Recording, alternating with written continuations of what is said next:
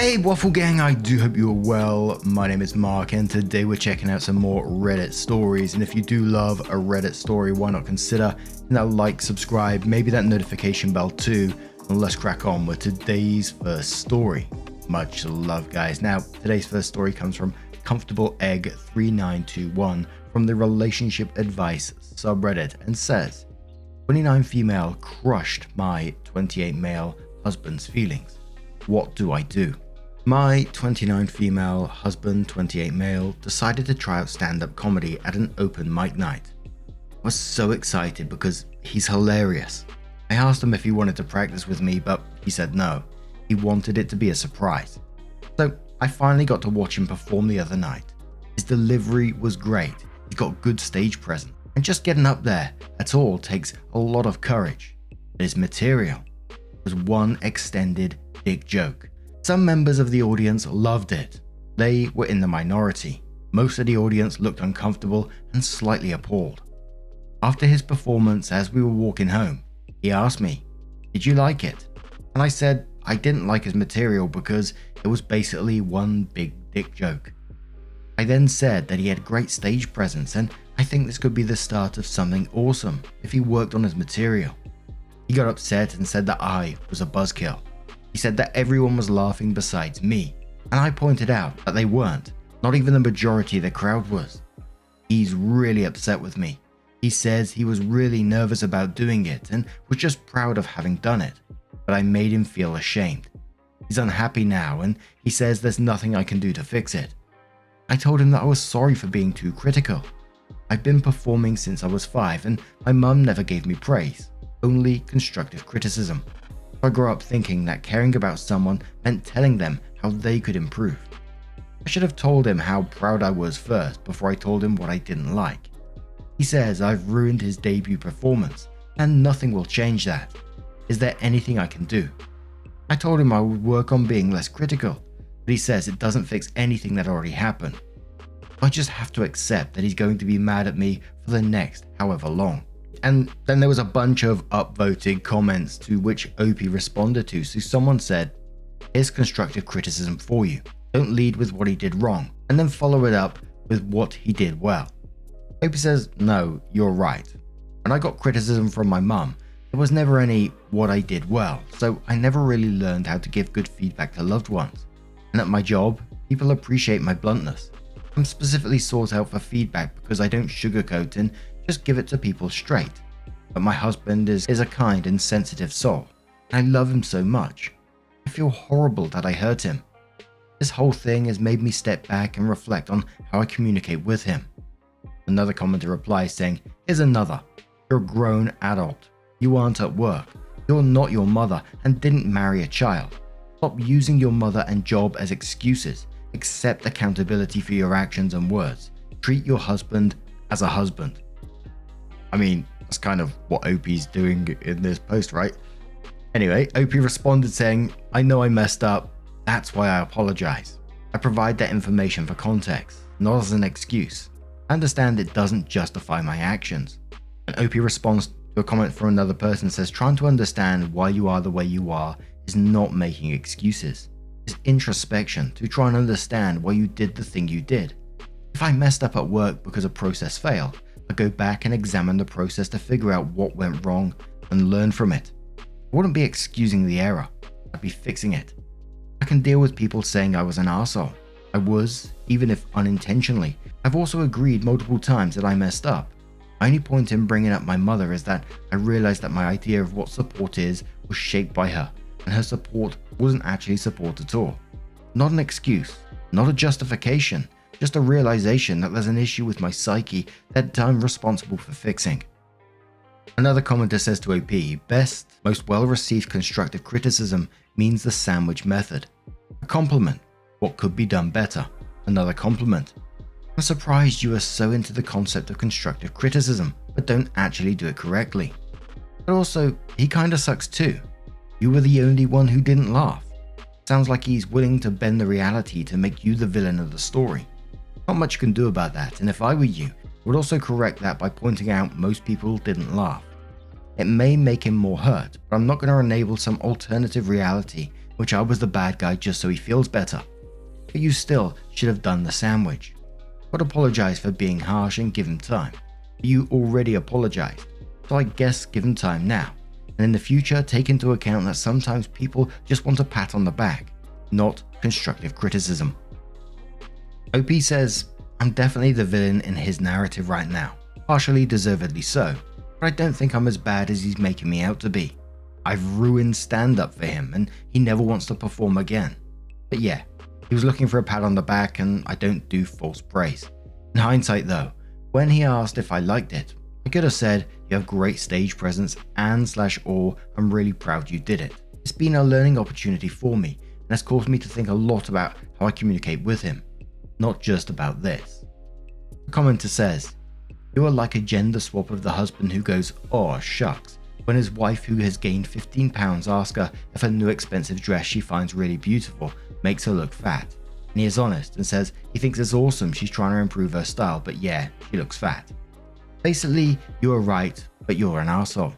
Not a marriage ending moment by any means, but maybe a sign that there's a part of your personality that is underdeveloped. People want to be told a fiction sometime, in particular about their appearance, about their sexual prowess or masculinity/femininity, or in this case about their creative work. Sometimes if you're not sure if someone wants support or suggestions on what can make it even better, the best thing to do is just give support first, then just ask if they want tips or feedback. Now I'm interested to see how you receive feedback. OP responds saying that's actually really insightful and helpful. I already knew we were gender swapped in most aspects. He's a stay-at-home parent and I'm the primary breadwinner. He's kind and nurturing. I'm cold and ambitious. He's creative. I'm analytical. We've actually discussed this issue before in regards to our child because I don't want to be an emotionally unavailable mum, but I hadn't realized how my issues were already impacting communication with my husband until this incident. Commenter says he's a stay-at-home dad. Oh, that makes it so much worse. He was trying to do something outside the home, something that might give him some identity other than your husband, and you crapped all over it. As a stay-at-home dad myself, that would be absolutely crushing. I'm not sure what you can do here, other than continue to be supportive and let time heal this. Obi says you're right. I really want him to keep doing it because I think he has a lot of potential, but I absolutely effed it up and feel terrible about it. I didn't want to discourage him. I genuinely wanted to help him improve, but instead I made him lose motivation. I really don't know what to do. Hope that in time he actually does decide to go back into it. The commenter says he's never going to make it as a stand-up comedian if he can't take constructive criticism. Opie says, I think he'll reach a point where he can take it. He's very open to critiques on his writing, but since it was his first time, he just wanted or needed encouragement. OP on their background and says, I'm not an expert in stand-up comedy. I did do improv comedy for over a decade and sketch comedy for about the same amount of time. So I'm not a complete novice, but it is different. My analysis was that because it was an extended joke, basically different spins on the same joke, if people don't buy into that initial joke, you've lost them for the whole set. And when the initial joke is a dick joke and the crowd skews older, realistically, you're going to lose quite a few people right from the start. I suggested if he wants to keep it, come up with variations on the dick joke or figure in a way to incorporate other jokes into the set, but keep the dick joke as the running theme, just not the sole joke. I stand by my criticism. I don't stand by my delivery. I think I kind of agree with OP. I don't really understand the comments in this one, I have to say. That the criticism is warranted, but maybe the delivery and the timing just wasn't right. Maybe for that moment just saying, you know, really proud of you, you did a great thing. And then when it all wears off, then you can say maybe you could incorporate other stuff into your set. But people jumping on OP about making excuses, etc. I didn't get that at all. I felt very much like OP. It's just introspection. They're saying how they felt in that moment, that this is the way they are because of that reason. That's not an excuse. It doesn't sound like OP's trying to sidestep the subject at all or trying to get out of it, just trying to understand. I talk about a lot of families where I grew up and, you know, you can see how their family, their younger family life has shaped them to who they are today. I feel like I mention this all the time now since I've been going through it, but the book on emotionally immature parents and how they shape you at the same time, it's just brought so much light to it all as well for me. But fair play to him for trying stand-up. There's no way on earth I would ever be able to try anything like that. But I can also imagine that, and I obviously don't know the ins and outs, but doing stand-up, and it's got to be brutal, especially in the beginning, right? I watched a Netflix series recently, you probably heard it, it went pretty viral, called Baby Reindeer, about this comedian who then gets stalked. But this comedian is basically doing small pubs and stuff, and his sets weren't being well received, and I just cringe. I can't deal with it. I literally had to put my face under the covers on those parts. But a couple of days later, OP comes in with an update and says, I gave my husband time and space like some of you suggested. And after a day, he brought it up with me again. He said my criticism was fair and helpful, but telling him what I did when I did hurt him and took away from an otherwise great night. Essentially, it wasn't what I said, it was when I said it. I apologized again, and I told him that I hoped he would continue to do stand-up because it seemed like it made him happy, and that some people there found him really funny. We talked for a while after that about his set. I used the shit sandwich technique you all suggested, and he said he agreed with and appreciated the feedback. He's still hurt because what I did will always cloud the joy associated with his first stand-up experience. And he says he doesn't know if he wants me to come see him if he does it again, which I agreed was fair. Although I hope he does eventually let me come. But overall, I think we're in a good place. We're going on a date this weekend, and we're both really looking forward to it. As far as my mother, some of you seem to think that I was using her criticism of me to excuse my behavior. I wasn't. I was trying to explain that in my child brain, I interpreted my mum tearing me down as love, because how else do you rationalize that as a young child? And because that's how I learned to show love. That's what I did to my husband. People told me I should have been supportive, but I thought I was being supportive, because that's how it was modeled for me. It's something I hadn't confronted until I was lying awake trying to figure out why I would hurt someone I love. Now that I know, I asked my husband if I'd been overly critical of him before. He said yes, but up until this point, he'd shrugged it off and let it go. I told him to please call me out on it going forward. It might be the way I am right now, but it's not the way I want to be, especially for our child.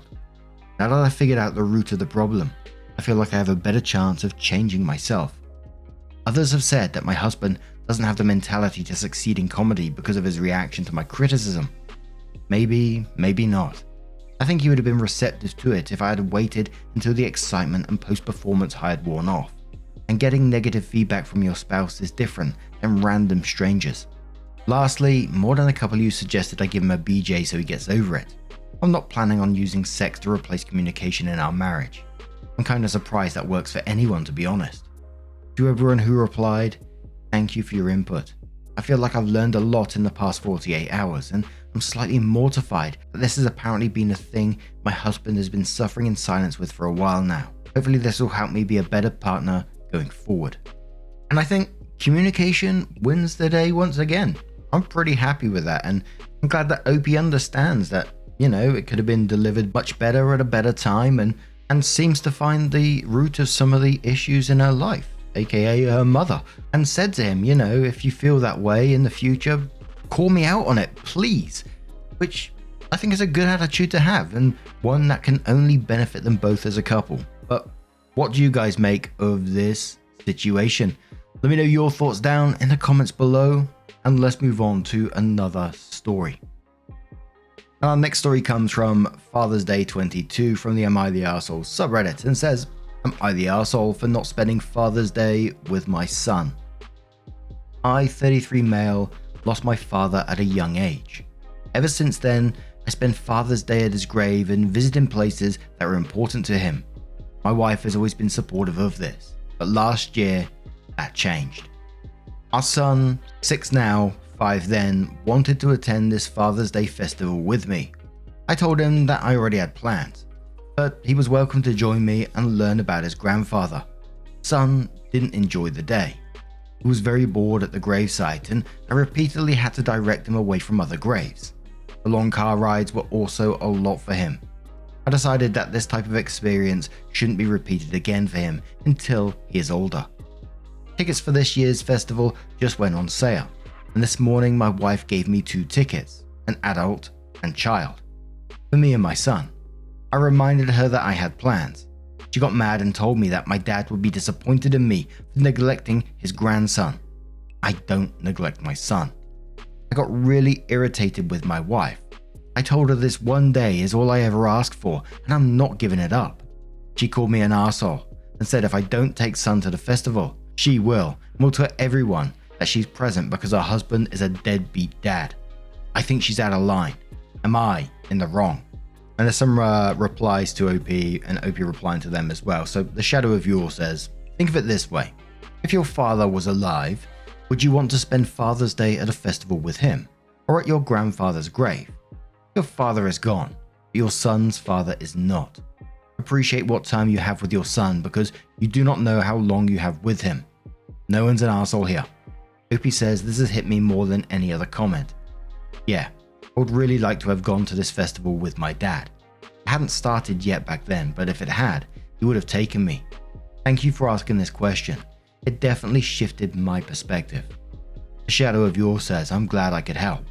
I'm not sure if you've seen the other comment, but why not visit him on his birthday? Everyone wins then. You get to see your father and your son gets to go to the festival with you.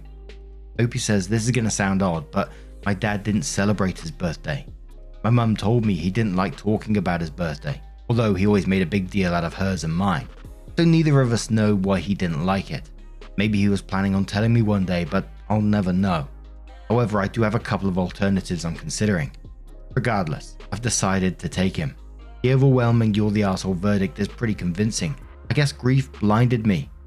I do still think that what my wife said was out of line and that needs to be a conversation, but my son is an innocent and he deserves good memories.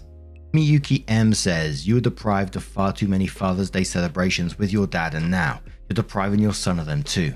Your grief is understandable and it sounds like you've established a tradition that brings you some measure of comfort. However, it's time to start focusing on the relationship in front of you rather than the one that's in the past.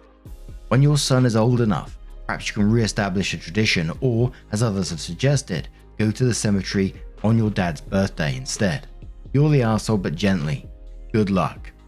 I find this just like incredibly sad for your son, and you know, the more this carries on, I can only feel like resentment is going to build up.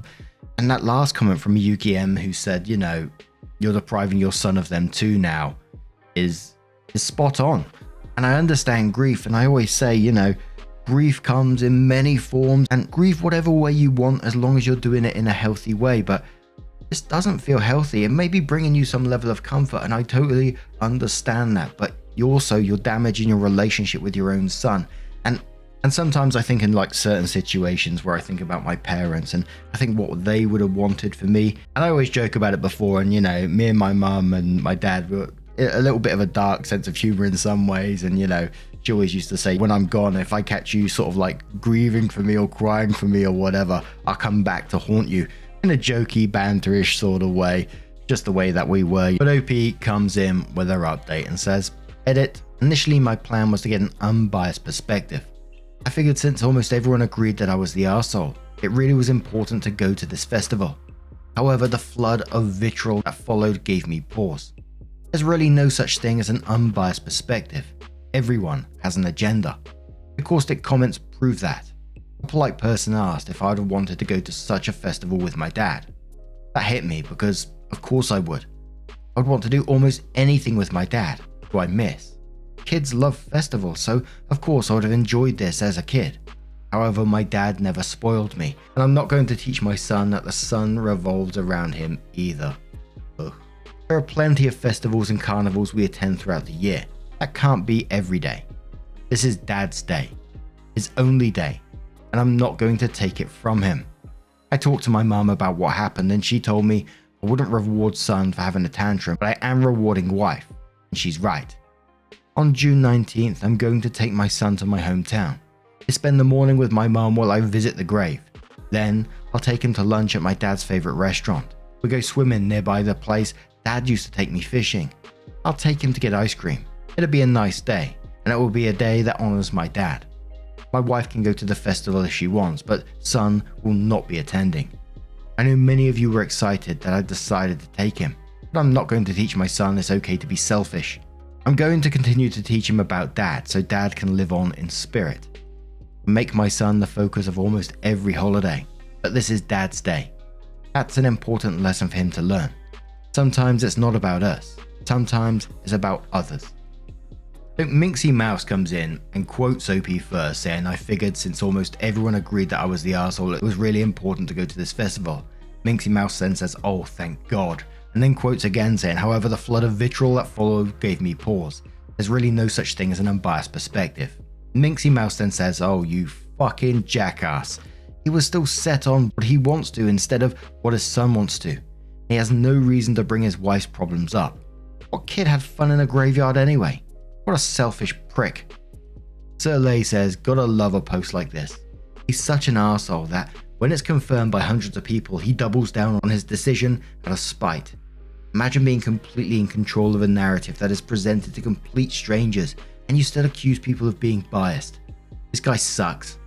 Glad he loves his dad because this kind of attitude isn't going to have a son falling over his grave in the future. And one more comment which says, I'm going to teach my son not to be selfish by being extremely selfish and disregarding his feelings.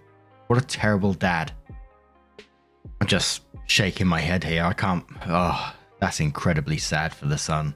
I don't know what to say. I can only imagine what the grandfather would be saying to his own son in this situation. Certainly, I hope he would be anyway. But now I'm going to turn this one to you guys. What do you guys make of this situation? Let me know your thoughts down in the comments below. And just a huge thank you from the bottom of my heart for getting involved in today's stories. Your love, your support, your time always means the absolute world to me. So thank you so much. And hopefully I'll see you in the next one. Take care and much love.